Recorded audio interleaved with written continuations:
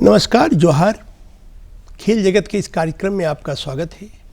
आज हम आपको एक ऐसी हस्ती से मिला रहे हैं जो गोल्डन गर्ल के रूप में जानी जाती हैं। निशानेबाजी प्रतियोगिता में पेरिस ओलंपिक में भारत का उन्होंने प्रतिनिधित्व किया और बहुआयामी व्यक्तित्व की धनी हैं श्रेयसी सिंह। तो श्रेयसी सिंह जी, आपका स्वागत है। धन्यवाद। धन्यवाद। आपसे पहला सवाल, पेरिस ओलंपिक में भारतीय निशानेबाजों का प्रदर्शन आप किस रूप में देखती हैं? देखिए, निश्चित रूप से इस बार सबसे ज़्यादा मेडल्स शूटर्स के ही आए हैं और मुझे लगता है कि बहुत ही अच्छी प्रदर्शन रही। 3 मेडल्स के साथ हम घर वापस आए हैं। बहुत सारे ऐसे पोजीशंस थे जिस पे हम 4th फिनिश किए, जैसे कि अर्जुन बबूता थे, स्कीट की मिक्स टीम इवेंट था। इस तरीके से मनु भाकर का भी एक इवेंट में 4th पोजीशन रहा। तो बहुत ही कुछ क्लोज कॉल्स भी हुए, लेकिन 3 पदक पहली बार एक इवेंट में इंडिया को एक ओलंपिक गेम्स में आए हैं। निश्चित रूप से प्रदर्शन काफ़ी बेहतरीन था। आप एक बहुत बेहतर शूटर के रूप में जानी जाती हैं। एशियाई खेलों में भी आपको सफलता मिला, कॉमनवेल्थ गेम में भी आपको सफलता मिला। थोड़ा अपने बारे में बताइए, कब से आप शूटिंग में आई और मैंने अपनी शूटिंग की शुरुआत 2007 में की थी। असल में अक्सर मेरा खेल कूद में मन लगता था और मेरे पिताजी भी चाहते थे कि मैं खेल के फील्ड में आगे बढ़ूं। तो 2007 में मुझे याद है कि मेरे 10th के बोर्ड्स की परीक्षा हुई थी। उसके बाद रिज़ल्ट आने से पहले एक जो समय मिलता है किसी भी बच्चे को, उस समय में मैंने उस शूटिंग स्पोर्ट को शुरू किया। तो मैं अपने पिताजी के पास गई और उन्होंने बताया कि 2004 के जो ओलंपिक के सिल्वर मेडलिस्ट थे कर्नल राज्यवर्धन सिंह राठौर, उन्होंने बोला कि आप उनसे बात कर सकती हैं और यदि वो आपको प्रशिक्षण देंगे तो आपका ट्रेनिंग अच्छा हो सकता है।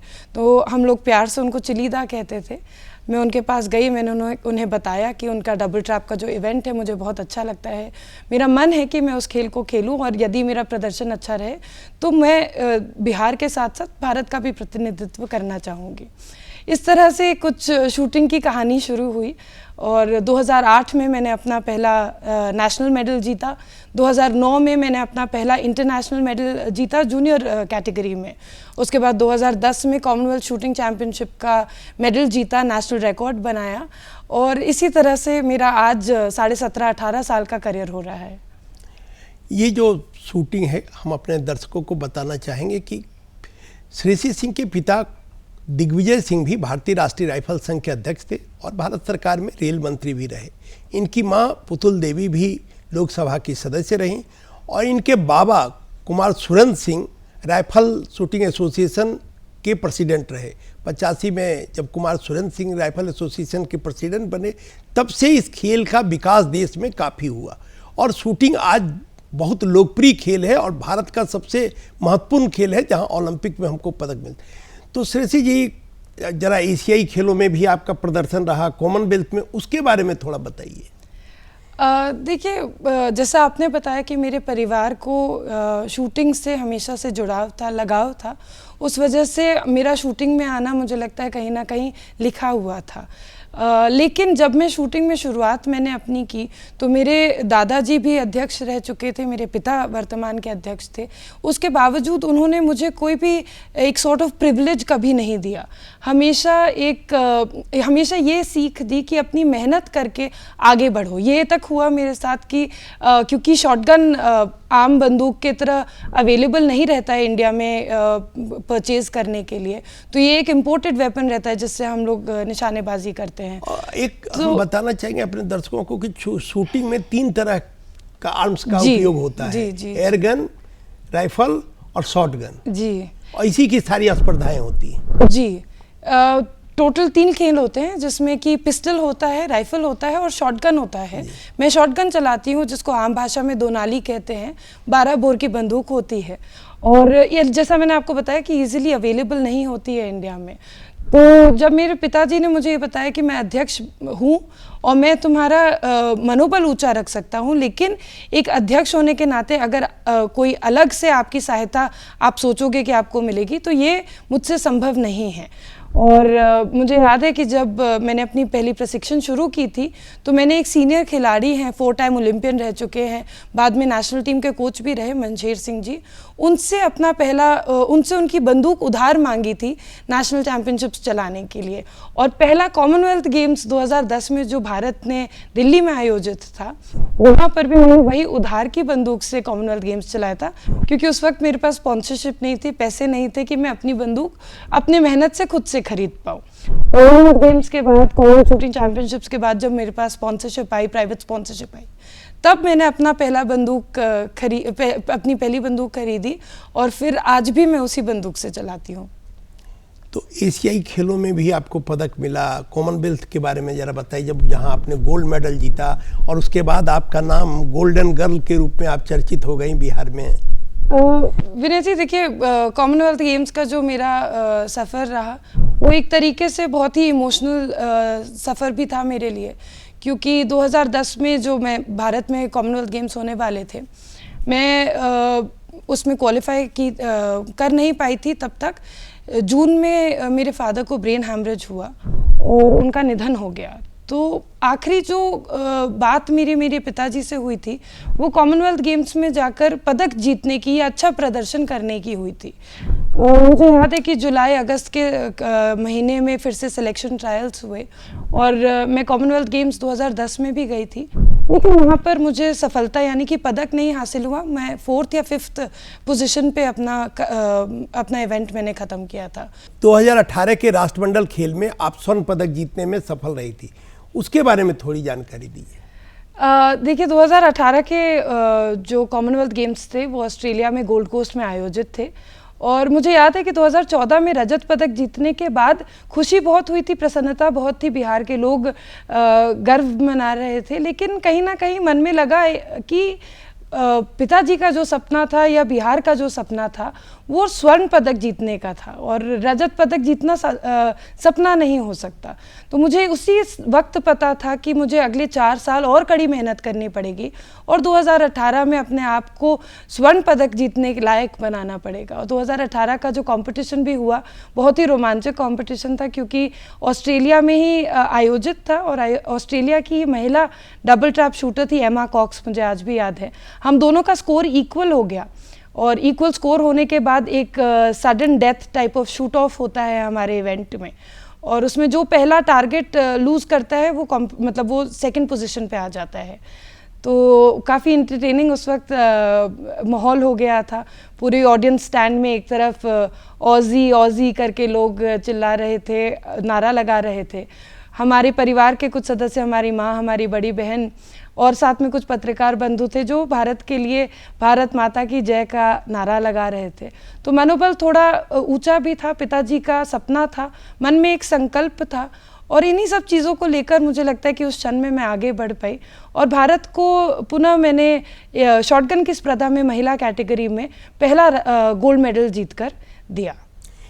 मुझे अब भी याद है कि 2008 के बीजिंग ओलंपिक में जब अभिनव बिंद्रा ने स्वर्ण पदक जीता, उस समय दिग्विजय सिंह जी उस समय स्टैंड में मौजूद थे और उन्होंने जिस तरह का खुशी का इजहार किया और लोग जिस तरह से उन्होंने अपने को दिखाया कि भाई भारत के लिए बहुत बड़ा अचीवमेंट है, तो खास करके बिहार के लोगों के लिए 2018 में कुछ उसी तरह का माहौल था जब आप स्वर्ण पदक जीतने में कामयाब हुए थे और फिर आपको अर्जुन अवार्ड से भी नवाजा गया था, भारत सरकार ने अर्जुन अवार्ड से नवाजा और इस बार आप ओलंपिक में गई, बिहार की पहली महिला हैं जो ओलंपिक में जाने का अवसर मिला। ओलंपिक खेलना बहुत बड़ी बात है। 1896 में जब पहला आधुनिक ओलंपिक हुआ तब से लेकर आज तक ओलंपिक खेल का आयोजन हो रहा है। शूटिंग उसमें 1896 में शामिल किया गया था और आप ओलंपिक में जब गई तो क्या लगा आपको? देखिए, ओलंपिक जाना मेरे लिए अपने में एक सपने को हासिल करने जैसा था। मैं नहीं कह सकती कि मैंने पूरी मेहनत की, क्योंकि निश्चित रूप से अब मैं एक विधायक हूँ और मेरी जिम्मेदारियां बढ़ गई हैं, लेकिन ये भी तब भी बहुत बड़ी बात है। ओलंपिक में जाना, ओलंपिक में भाग लेना, जो ओलंपिक का मोटो रहा है, जो पियर दा कुब्रितान ने जिस आधुनिक ओलंपिक का किया था, और उसके बाद जिस तरह से मोटो रहा कि भाई खेल और बे हार जीत लगा रहता है, लेकिन ओलंपिक में जाना, भाग लेना बहुत बड़ी उपलब्धि मानी जाती है। डेफिनेटली आई थिंक किसी भी खिलाड़ी का सपना होता है कि वो ओलंपिक्स तक पहुंचे, अपने देश का प्रतिनिधित्व करे, पदक जीते। तो ओलंपिक गेम्स तक पहुंचना मेरे लिए भी एक सपना था, मेरे परिवार के लिए एक सपना था। और जैसा आपने कहा कि बिहार के खिलाड़ियों का एक बहुत बड़ा सपना था, क्योंकि अक्सर हम लोग देखते थे एक इंडिया का मैप बनता था और उसमें अनेक प्रदेश अपना अपना दर्शाते थे, हरियाणा हो, पंजाब हो, दिल्ली हो, तमिलनाडु हो, वो दर्शाते थे कि हमारे 5 खिलाड़ी गए, हमारे 7 खिलाड़ी गए। इस तरह से आंकड़ों का खेल होता था और बिहार उसमें कहीं ना कहीं एक ज़ीरो पर आके रुक जाता था। तो मुझे लगता है कि एक बहुत बड़ी उपलब्धि है और अच्छा लगता है ये जानकर कि मैं जब ओलंपिक्स गई तो मैं अकेले ओलंपिक गेम्स नहीं गई थी, मेरे साथ पूरा बिहार वहाँ पर उपस्थित था। लोग यहाँ पर प्रार्थना कर रहे थे कि मैं पदक जीत कर आऊँ। एक बहुत ही खूबसूरत अनुभव रहा मेरा ओलंपिक गेम्स का।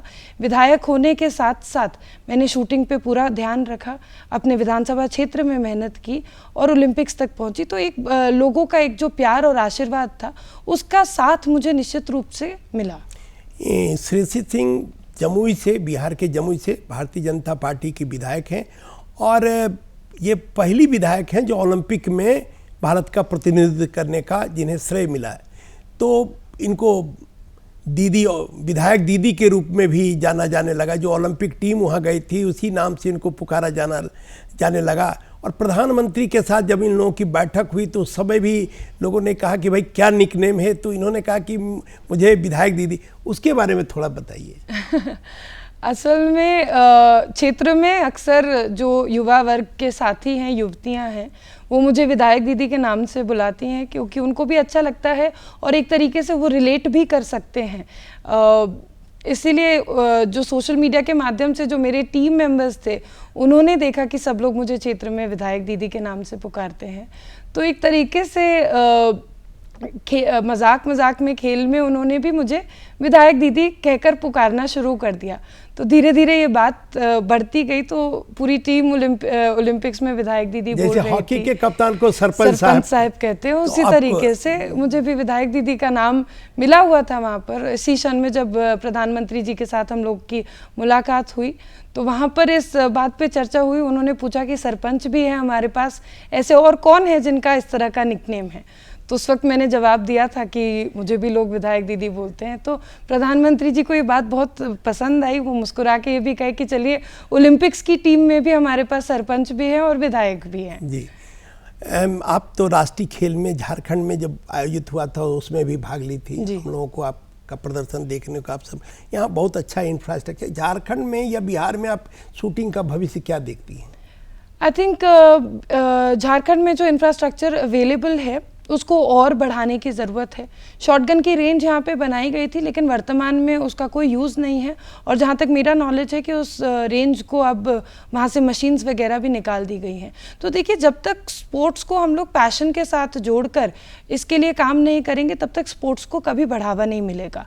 मैं सिर्फ शूटिंग की नहीं, मैं सभी स्पोर्ट्स के बारे में बात कर रही हूँ। स्पोर्ट्स का कोई भी इंफ्रास्ट्रक्चर जब हम डेवलप करते हैं तो उसको एक बिजनेस मॉडल के रूप में नहीं देख सकते, बल्कि उसको एक पैशन के रूप में हम लोगों को देखकर हमेशा उसमें मॉनेटरी इन्वेस्ट करना पड़ेगा। ये मैं समाज और सरकार दोनों के लिए बोल रही हूँ, क्योंकि जब तक समाज और सरकार मिलकर खेल को बढ़ावा नहीं देंगे, तब तक खेल में हम कहीं ना कहीं पीछे छूटते रहेंगे। इस बार अभी तक बिहार में भी राइफल और पिस्टल की रेंजेस हैं, लेकिन शॉटगन की रेंज वहाँ पर बनी नहीं है। लेकिन माननीय मुख्यमंत्री नीतीश कुमार जी से मेरी बात हुई ओलंपिक के बाद, और उन्होंने ये वादा किया है कि शॉटगन की रेंज भी जल्द वहाँ पर बनेगी। तो मुझे लगता है कि first step for taking shooting forward is infrastructural development. और इंफ्रास्ट्रक्चर डेवलपमेंट के साथ साथ जो यहाँ के संघ संगठन हैं, यानी कि जो फेडरेशंस हैं जो शूटिंग से जुड़े हुए हैं, उनको मजबूत करना ज़रूरी है, क्योंकि उनके माध्यम से ही बच्चे चाहे डिस्ट्रिक्ट हो, जोनल हो, प्री नेशनल, नेशनल लेवल खेल के भारत के लिए खेल सकते हैं। तो एक स्ट्रॉन्ग एडमिनिस्ट्रेशन के साथ साथ एक स्ट्रॉन्ग इंफ्रास्ट्रक्चर का होना बहुत आवश्यक है। आपने बिहार में खेल विश्वविद्यालय की मांग की थी विधानसभा, अब खेल विश्वविद्यालय का सपना भी साकार हुआ। झारखंड में भी इस तरह का खेल विश्वविद्यालय अगर बने तो और बेहतर। मुझे लगता है कि बिहार ने पूरे भारत के लिए एक बहुत बड़ा उदाहरण पेश किया है, जिस तरह से वहाँ पर स्पोर्ट्स यूनिवर्सिटी डेवलप करके दिखाई, इतने मतलब रिकॉर्ड समय में वो आज चल रही है। और हम लोग पहला Asian women's cup, hockey cup भी वहाँ पे आयोजित करने वाले हैं आने वाले अगले साल में 2025 में। नहीं, इसी साल से नवंबर में जी हॉकी का 2 इवेंट वहाँ पर इंटरनेशनल हो रहा है। और हो सकता है कि मेरी जानकारी गलत हो, लेकिन एशियन चैंपियनशिप वहाँ पर हो रही है हॉकी विमेंस टीम की। तो निश्चित रूप से बिहार ने पूरे इंडिया के सामने एक बहुत बड़ा उदाहरण पेश किया है। और इस स्पोर्ट्स यूनिवर्सिटी का जो मॉडल निकल के बिहार में आया है, ये सिर्फ झारखंड ही नहीं बल्कि और भी अगल बगल के क्षेत्र हो, राज्य हो, उनको अडॉप्ट करना चाहिए ताकि वो खेल को और खिलाड़ियों को बढ़ावा दे सके। क्योंकि जब तक खिलाड़ी अकेले आगे नहीं बढ़ सकता, जिस तरह से मैंने समाज और सरकार की एक साथ आने की बात की, खिलाड़ी कभी अकेले आगे नहीं बढ़ सकता। एक खिलाड़ी के पास एक बहुत मजबूत टीम होना बहुत ज़रूरी है। उस टीम में सही कोचेस होने चाहिए, स्पोर्ट्स न्यूट्रिशन पर ध्यान होना चाहिए, मेंटल फिटनेस पे ध्यान होना चाहिए, और साथ ही साथ ऐसा इंफ्रास्ट्रक्चर होना चाहिए जहाँ पे इस तरह के कॉम्पिटिशन्स बार बार मतलब हम लोग ऑर्गेनाइज कर सके, ताकि कि खिलाड़ी को एक सही प्लेटफॉर्म मिल सके जहाँ वो अपना परफॉर्मेंस बेटर कर सके। आप अपना समय कैसे बैलेंस करती हैं, चूँकि आप विधायक हैं, इसके अलावा पार्टी में भी पदाधिकारी हैं, देश भर में पार्टी के काम से भी आपको जाना पड़ता है, ऐसे में अपने अभ्यास के लिए कैसे समय निकाल पाती हैं? विनय जी, मुझे लगता है कि ये एक देखने वाली बात है, क्योंकि मैं शब्दों में बयान नहीं कर सकती हूँ। काफ़ी बार लेट नाइट ट्रैवल होता है, अर्ली मॉर्निंग्स होती हैं। पर्सनल लेवल पे मैंने बहुत सैक्रिफाइसेस किए हैं दोनों शूटिंग और पॉलिटिक्स को एक साथ लेकर चलने के लिए। इनफैक्ट हाल ही में मेरी मदर का नी रिप्लेसमेंट सर्जरी हुआ और वो हॉस्पिटल से वापस भी नहीं आई थी, लेकिन क्षेत्र में कुछ काम था और मुझे क्षेत्र में उपस्थित होना ज़रूरी था, तो मैं उनको हॉस्पिटल में छोड़कर आ गई। तो दर्शकों को बताना चाहेंगे कि इनकी मां पुतुल देवी भी पूर्व सांसद रही हैं, बांका से लोकसभा चुनाव जीती थी, और भारतीय राष्ट्रीय राइफल संघ की भी उपाध्यक्ष रही हैं, और शूटिंग में भी काफ़ी उनकी दिलचस्पी रही। जी, स्पोर्ट्स में भी वो जुड़ी हुई हैं। लेकिन एक बेटी होने के नाते जब कोई भी माँ या पिता या अपने परिवार के कोई भी अगर बड़ी बहनें बड़े भाई हैं, जब वो लोग किसी कठिनाई से, हेल्थ इशू से गुजर रहे होते हैं, हॉस्पिटल में होते हैं, तो निश्चित रूप से हर एक बच्चा या बेटी चाहती है कि वो उनके साथ कुछ वक्त बिताए, उनकी इस कठिनाई में कैसे उनकी मदद कर सकते हैं, इन चीज़ों का ख्याल रखें। तो वही मैं आपको बता रही थी कि पर्सनल सैक्रिफाइसेस हम लोग बहुत करते हैं, और मुझे लगता है कि मैं अकेले नहीं कर रही हूँ, बहुत सारे लोग अपने अपनी जगह पर करते हैं। और तभी, लेकिन कई बार हम लोग उस पर्सनल सैक्रिफाइस को वो वैल्यू नहीं देते, और बहुत से लोग अक्सर ऐसे बोल देते हैं कि जैसे मेरे बारे में बोल देते हैं कि दीदी उपस्थित नहीं है, या अगर मेरे कोच बोल देते हैं कि शूटिंग में टाइम आपने स्पेंड नहीं किया, या क्षेत्र से कोई कंप्लेन आ जाता है, तो मन में बहुत बुरा भी लगता है कि इतनी मेहनत करने के बावजूद, मतलब इस लेवल पे पर्सनल सैक्रिफाइस करने के बावजूद लोगों में ये भावना है। तो आज मैं आपके चैनल के माध्यम से, क्योंकि आपने ये सवाल मुझसे पूछा, इसलिए मैं इस भावना को आपके सामने रख रही हूँ। नहीं, सबसे बड़ी बात है कि जो प्रशिक्षण में चूँकि काफ़ी समय लगता है, शूटिंग एक ऐसा खेल है जहाँ बहुत अभ्यास की आवश्यकता होती, तो आज आप अभ्यास के लिए आप समय निकाल लेती हैं?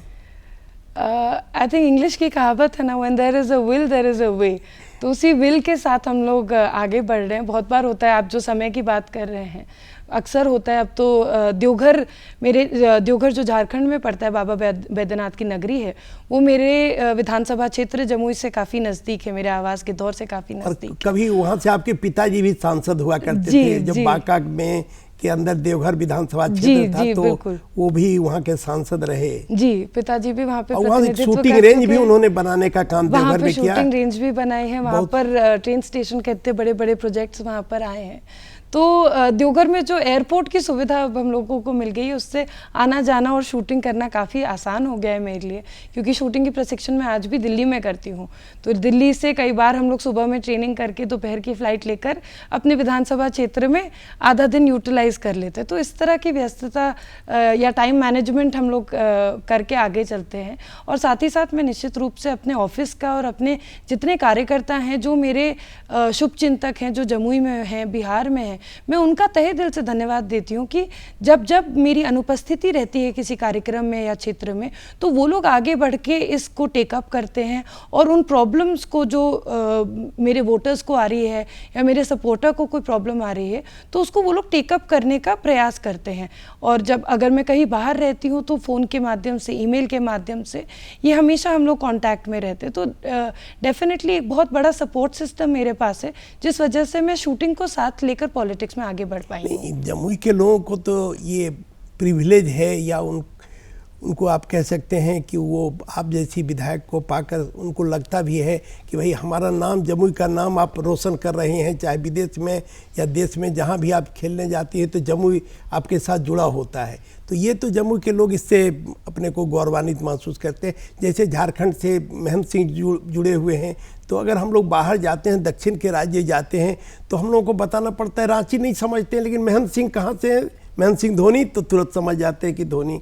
तो उसी तरह से कुछ लोग खिलाड़ी ऐसे होते हैं जिनसे उस शहर की और उस राज्य की प्रतिष्ठा जुड़ जाती है, उस नाम से चिपक जाता है, कह सकते हैं।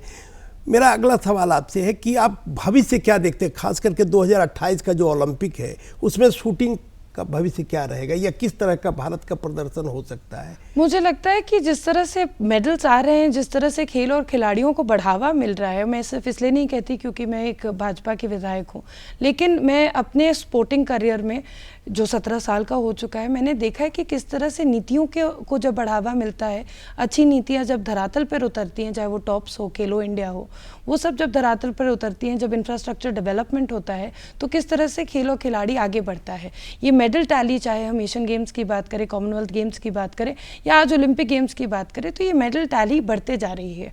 अगर आप 2021 में जो ओलंपिक्स हुए थे टोक्यो में, वहाँ पे 7 पदक आए थे और 2024 में जो ओलंपिक्स हुए वहाँ पर 6 पदक आए थे।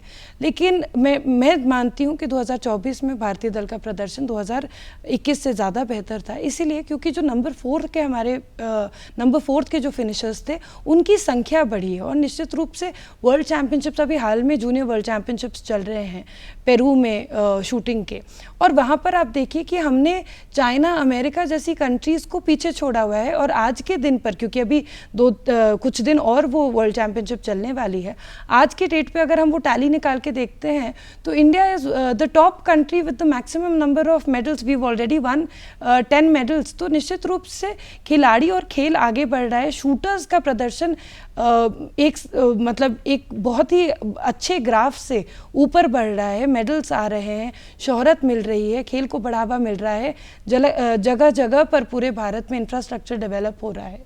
निश्चित रूप से 2028 में ओलंपिक गेम्स हो या आने वाले 26 में कॉमनवेल्थ गेम्स हो, एशियन गेम्स हो, शूटर्स का परफॉर्मेंस टॉप लेवल का रहेगा। नए खिलाड़ियों को क्या सलाह आप देना चाहेंगी? नए खिलाड़ियों को मैं बस इतना कहना चाहूँगी कि, और ये मैं बात हमेशा कहती हूँ, कि खेल हमेशा पैशन का होना चाहिए।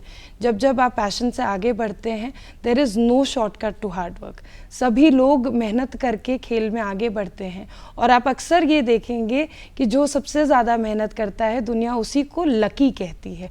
कोई लक का फैक्टर नहीं होता है। जितनी आपकी मेहनत होती है उतनी ही आपको सफलता मिलेगी। तो मेहनत करने से कभी मत कतराइए, संकल्पित होकर दृढ़ निश्चय के साथ आगे बढ़िए, निश्चित रूप से कामयाबी आपकी होगी। तो आपका शूटिंग में मूल मंत्र यही है जी, मेहनत करना है जी, एकाग्रचित होकर करना है। निश्चित रूप से एकदम जैसे कहते हैं ना कि घोड़े के साइड ब्लाइंडर्स लगाकर एक पथ पर सीधे चलते जाना है, ठीक उसी तरह। अच्छा, आपको जब अर्जुन पुरस्कार मिला, अर्जुना अवार्डी आप हैं, तो उस समय आपको कितना खुशी हुआ? चूँकि बिहार में बहुत कम लोगों को ये पुरस्कार मिला है या ये अर्जुन अवार्ड से नवाजा गया है।